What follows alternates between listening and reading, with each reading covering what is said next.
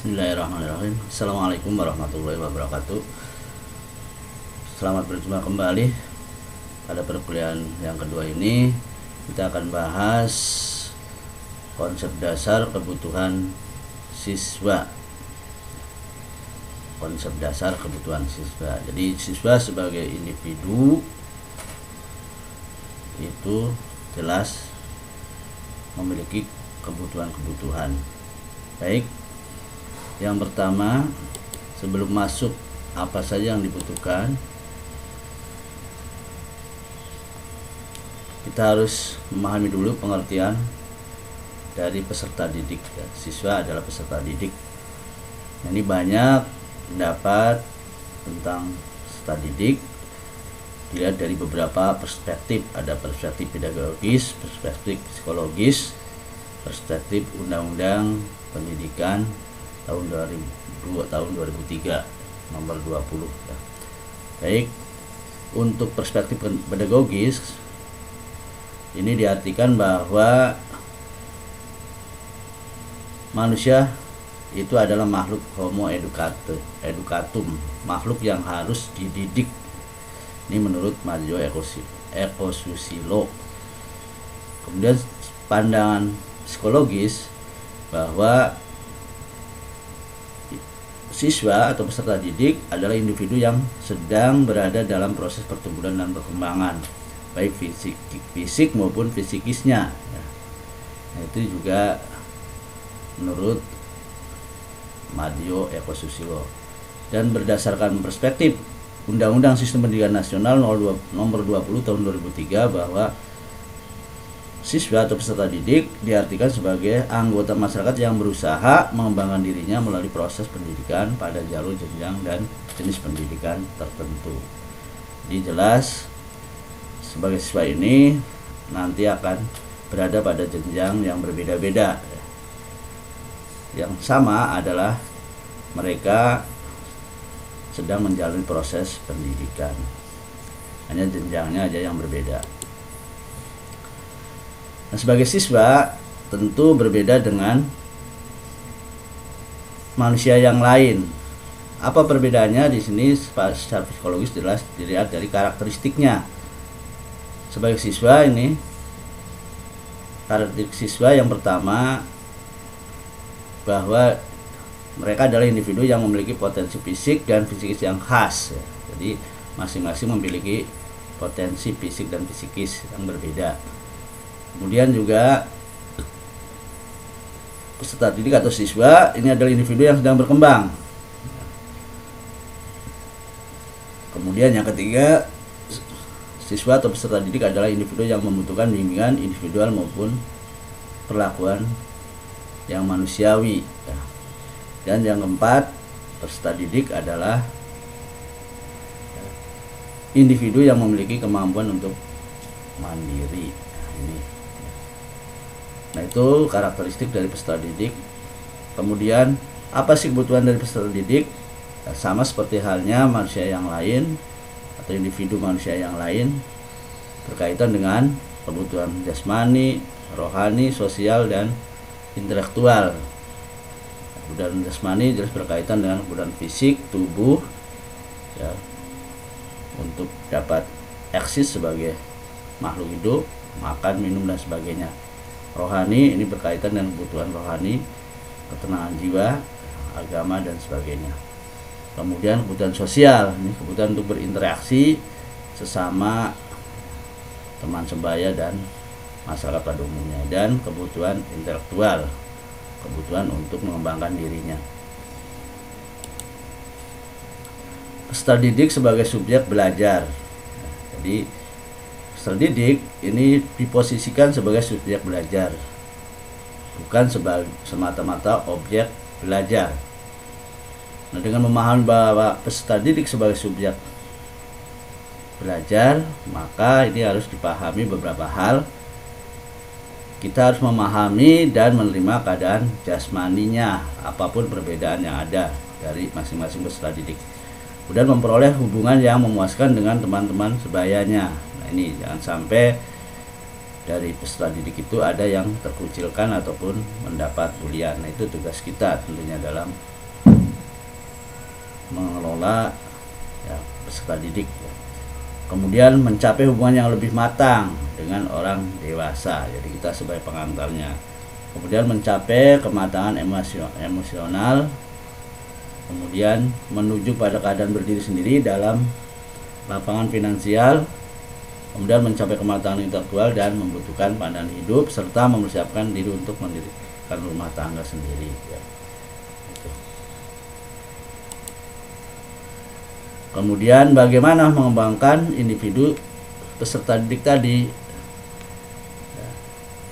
Peserta didik ini sebagai subjek kita kembangkan melalui beberapa kegiatan pendidikan tentunya ya. Nah, untuk pengembangan ini kita harus memiliki dasar berpijaknya bagaimana. Ini ada beberapa dasar berpijak dalam pengembangan peserta didik. Pertama, dilihat dari tujuan pendidikan nasional. Ya, kita tidak boleh melenceng dari tujuan pendidikan nasional yang tercakup dalam Undang-Undang Nomor 20 tahun 2000 berapa tadi? 2000 tahun 2003 betul. Di sini kita mendasarkan pada bahwa manusia dalam tujuan pendidikan nasional yaitu untuk mencapai manusia seutuhnya, yaitu manusia yang lengkap, selaras, serasi, dan seimbang atas perkembangan semua segi kepribadiannya. Nah, ini yang menjadi pola yang harus kita pakai dalam mengembangkan peserta didik ya. Nah, kepribadian terpadu ini kita lihat dari unsur akal, pikiran, perasaan, moral, keterampilan yang kita bisa rangkum dalam istilah cipta, rasa, dan karsa, jasmani maupun rohani yang berkembang secara penuh. Nah, ini pendidikan nasional mengarahkan ke sana. Kemudian dalam mengembangkan peserta didik juga kita bisa berpijak pada aliran-aliran. Ada satu aliran nativisme. Ini berpendapat bahwa perkembangan individu semata-mata ditentukan oleh faktor bawaan atau keturunan atau genitas ya. Kemudian yang lain aliran empirisme, bahwa perkembangan individu semata-mata ditentukan oleh faktor pengalaman yang diperoleh dari pendidikan. Nah, teori ini dikenal dengan teori tabula rasa, memandang peserta didik sesuatu yang belum memiliki pengalaman atau istilahnya botol kosong. Kemudian aliran yang ketiga yaitu aliran konvergensi. Nah, ini memadukan dari dua aliran tadi, bahwa individu itu dipengaruhi ya, perkembangan individu dipengaruhi oleh hasil perpaduan antara dua faktor bakat dan faktor lingkungan ya. Faktor lingkungan ini kita berarti faktor dari proses pendidikan.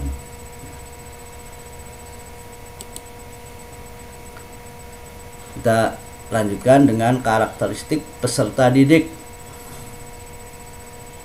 ya. Istilah karakter ini berarti watak, pembawaan, kebiasaan yang dimiliki individu yang sifatnya relatif tetap. Nah, itu menurut Pius Partanto dan Dahlan tahun 94. Karakteristik adalah mengacu kepada karakter dan gaya hidup seseorang, nilai-nilai yang berkembang secara teratur hingga tingkah laku menjadi satu konsisten dan mudah diperhatikan. Ini menurut Ujier Usman. Kemudian karakteristik siswa adalah keseluruhan dari pola kelakuan dan kemampuan yang ada pada siswa sebagai hasil dari pembawaan dari lingkungan sosialnya sehingga menentukan pola aktivitas dalam meraih cita-citanya. Ini pendapat Sudirman. Kemudian karakteristik peserta didik adalah aspek-aspek atau kualitas perseorangan siswa yang terdiri dari minat, sikap, motivasi, gaya belajar, kemampuan berpikir, dan kemampuan awal yang dimiliki. Ini Hamzah B. Uno tahun 2007. Jadi ini yang terakhir, ini kita harus pahami, ini adalah unsur-unsur karakteristik dari seorang peserta didik atau seorang pelajar, yaitu dia memiliki sebagai individu yang memiliki minat, sikap, motivasi, gaya belajar, kemudian kemampuan berpikirnya, serta kemampuan awal dan kemampuan awal yang dimilikinya. Nah, ini yang karakteristik ini yang harus kita kembangkan ya, dalam proses pembelajaran. Nah, berkaitan dengan karakteristik, ada 3 hal yang perlu diperhatikan. Pertama, bahwa karakteristik itu keadaan yang berkenaan dengan kemampuan, seperti kemampuan intelektual, kemampuan berpikir, mengucapkan hal yang berkaitan dengan aspek psikomotor dan lainnya ya. Kemudian karakteristik yang berhubungan dengan latar belakang dan status sosial. Jadi ada pengaruh karakteristik dari seseorang itu atas dasar latar belakang status sosialnya. Kemudian karakteristik yang ada pada peserta didik juga berkenaan dengan perbedaan-perbedaan kepribadian serta sikap, perasaan, minat, dan lainnya. Ini hal yang perlu diperhatikan berkaitan dengan mengembangkan karakter dari seseorang dalam proses pendidikan.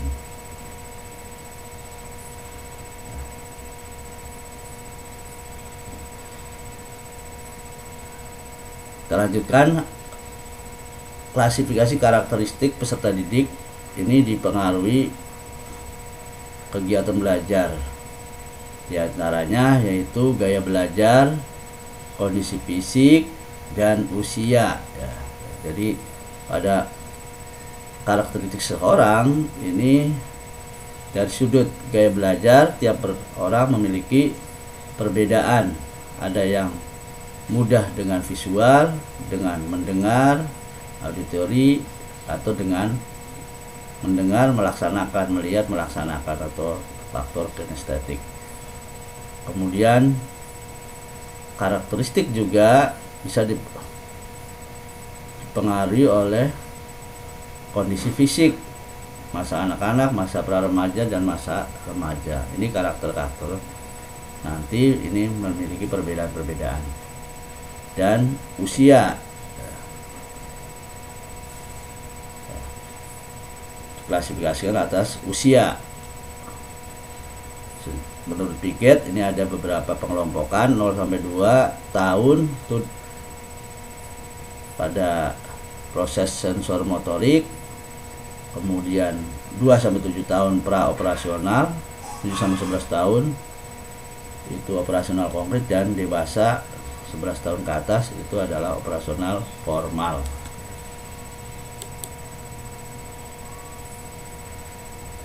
Nah, dari paparan tadi kita bisa melihat atau bisa menilai manfaat yang bisa diperoleh dari pengenalan karakteristik siswa tadi setelah nanti kalian menjadi seorang guru, yaitu akan bisa manfaatnya memperoleh tentang kemampuan awal siswa sebagai landasan dalam memberikan materi baru dan lanjutannya. Kemudian dari memahami karakteristik masing-masing siswa, kita dapat mengetahui tentang luas dan jenis pengalaman belajar siswa. Hal ini berpengaruh terhadap gaya serap siswa terhadap materi baru yang akan disampaikan. Kemudian juga dengan memahami karakter siswa, kita dapat mengetahui latar belakang sosial dan keluarga siswa yang berkaitan dengan pendidikan orang tua, sosial ekonomi orang tua, emosional dan mental sehingga guru dapat menyajikan bahan serta metode lebih serasi dan efisien. Demikian materi pada pertemuan kedua ini,